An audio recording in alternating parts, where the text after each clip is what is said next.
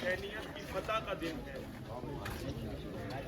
اور صرف یہ چہلم مظلوم کربلا کا دن نہیں، بلکہ علی کی بیٹی کی عظیم فتح کا دن ہے۔ یزیدیت چاہتی تھی کہ روئے زمین سے حجت خدا کا خاتمہ ہو جائے، لیکن علی کی بیٹی نے شام غریباں جلتے ہوئے خیموں میں سجاد کو اپنی پشت پہ اٹھا کے یزیدیت کی شکست کا اعلان کر دیا۔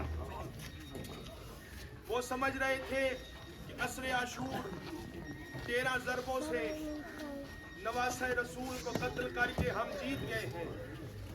علی کی بیٹی نے سجاد کی گردن پہ گردن رکھ کے زمانے کو بتایا حجت خدا بھی موجود ہے۔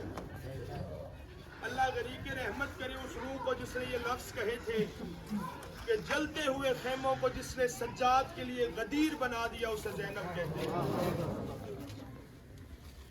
بے سارے ہاشمی ہک پاسے کہ سجاد دی منزل بئیے جے کو جلدیاں بلدیاں خیمیاں ویچ پاک پیو دی بننی پئیے جیندے سامنے غیرت پنج دن دی پنج پیش کچہری تھئیے تائیوں این شباب دے عالم ویچ جھوک کمر بیمار دے گئیے۔ العظمت للہ۔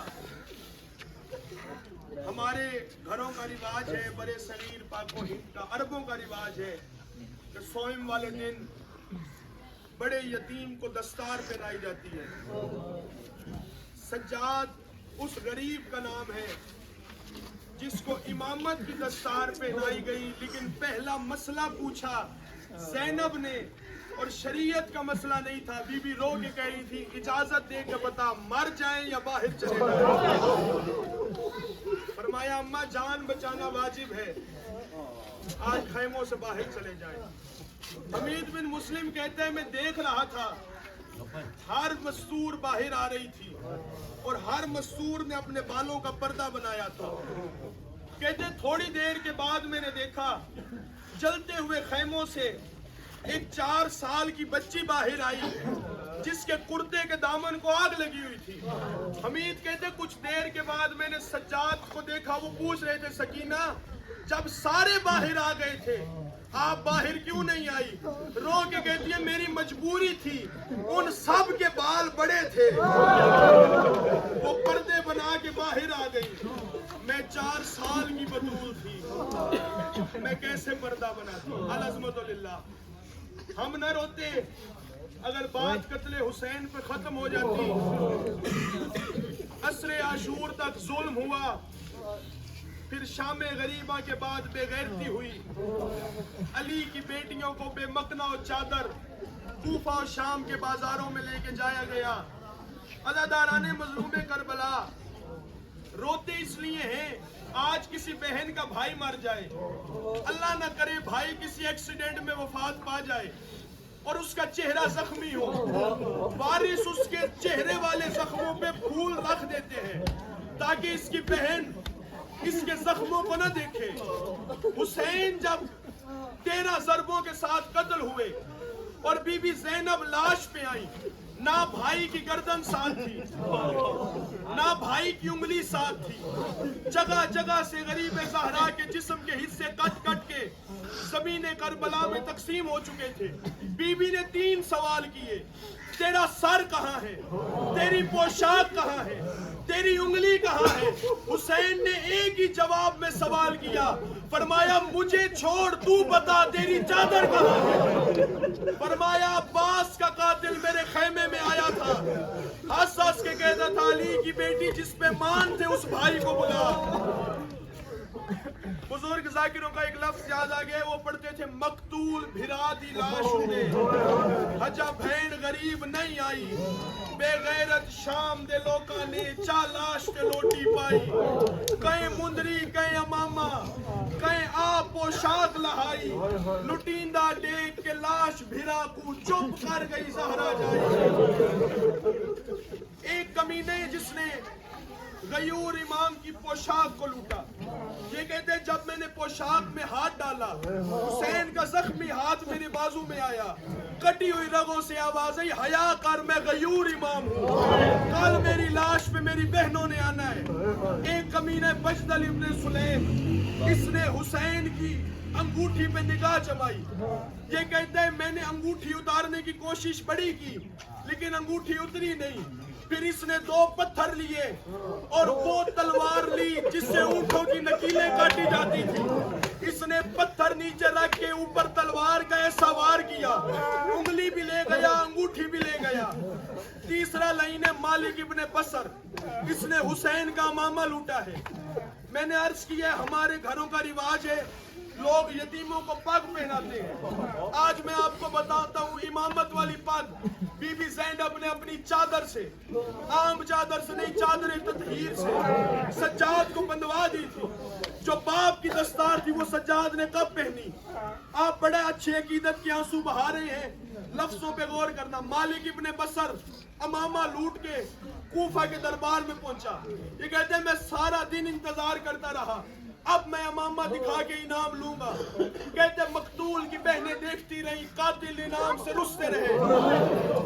आपके मंडी का ही रिवाज है। इधर का एक वाकया है हमारे पंजाब में बड़ा मशहूर है। एक कत्ल हो गया, एक सैयद को लेके कातिल का बाप मकतूल के घर पहुंच गया।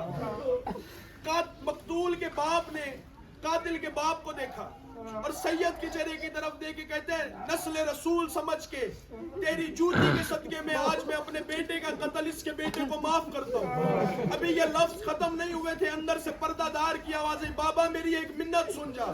सैयद कहते हैं मैंने कातिल के बाप को कहा चल घर चले। अंदर से उसकी बहन की आवाज आ गई है, वो कत्ल माफ नहीं करेगी। सैयद कहते अभी मैं उठ रहा था, अंदर से मकतूल का बाप बाहर आके कहते सैयद वो मेरी बेटी है, मैंने उसे दर्ज ये दिया है कि आले रसूल की इज्जत करनी है, उसकी सिर्फ एक मिन्नत है। वो कहती है बाबा सैयदजादे से कहो मेरे भाई के कातिल से कहना सारी जिंदगी हमारी गली से न गुजरे। मैं जब उसे देखूंगी मुझे अपने भाई का कत्ल याद आ जाएगा। किस्मत सैयदजादी होगी, सामने अकबर का कातिल इनाम मांगता था। कभी अली की बड़ी बेटी गश कर जाती थी, कभी छोटी बेटी गश कर जाती थी। मालिक इब्ने बसर कहते शाम हो गई। इब्ने ज़ाद कहते मेरी शराब का वक्त है, घर चले जाओ, कल फिर आ जाना। ये कहते हैं मैं अमामा लेके घर आया, मैंने संदूक में गरीब का अमामा रखा। आधी रात ये भी शराब पी के सो गया। इसकी जोजा आधी रात को कहती है उठो बेगैरत, किसका घर उजाड़ के आया? कहते मैंने किसी का घर नहीं उजाड़ा, वो बागी था। इसकी जोजा कहती है वो बागी था, मोहम्मद की बेटी हमारे शहर में क्या कर रही है? कहते मोहम्मद की बेटी। ये कहते मैंने अमामा उठाया, संदूक से अमामा निकाला, जंगल बयाबा में निकल गया। वेराने में दरिंदों को इसका गोश्त पसंद आ गया, दरिंदों का शिकार हो गया। गरीब का अमामा जंगल की जीनत बन गया। 3 साल के बाद हाजियों का एक काफिला जंगल से गुजरा। जो रोने की नीयत से बैठे और जंगल में से जब काफिला गुजर रहा था, अज़ादारों एक खुशबू का ताजिर था। उसने कहा जो खुशबू यहाँ से आ रही है, क्या किसी नबी का कोई हिस्सा यहाँ मौजूद है, या किसी इमाम का कोई तबर्रुक मौजूद है? उसे अमामा मिला, उसने सामान में अमामा रख लिया। ये हाजी रिवायत करता है मैं हज करता रहा, अमामा मेरे सामान में रहा। हज करके मैं मदीने के बॉर्डर पे पहुंचा, एक बेमौसमा ज़ईफ मेरा इंतजार कर रहा था। मेरे पास आके कहता तुझसे उजरत भी कोई नहीं मांगता, मुझे अपना सामान उठाने के लिए रख ले। ये हाजी कहते सारे रास्ते में देखता था, कभी ये उस सामान को, मेरे सामान को कभी अपने सीने से लगाता था, कभी अपनी आंखों से लगाता था, कभी मेरे सामान का बोसा लेता था। कहते मैं सारे रास्ते इसका सबर देखता रहा, मदीना मोहम्मद की जरी पे पहुंचा। कहते मैंने इससे अपना सामान लिया, इसका बाजू पकड़ के मैंने मोहम्मद की कब्र पे रखा।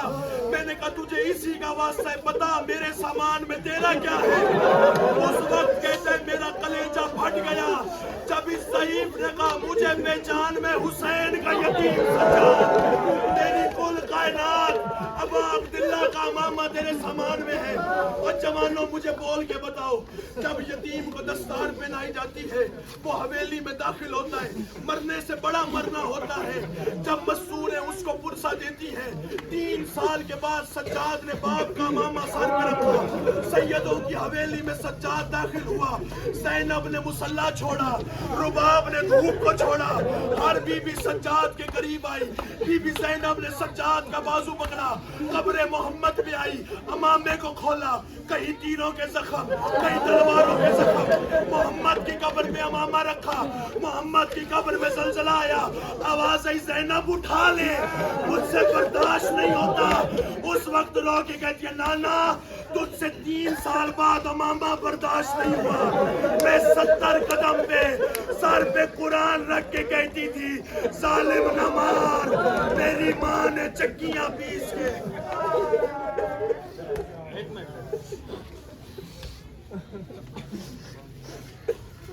غریب تو غریب ہی مر جاوے.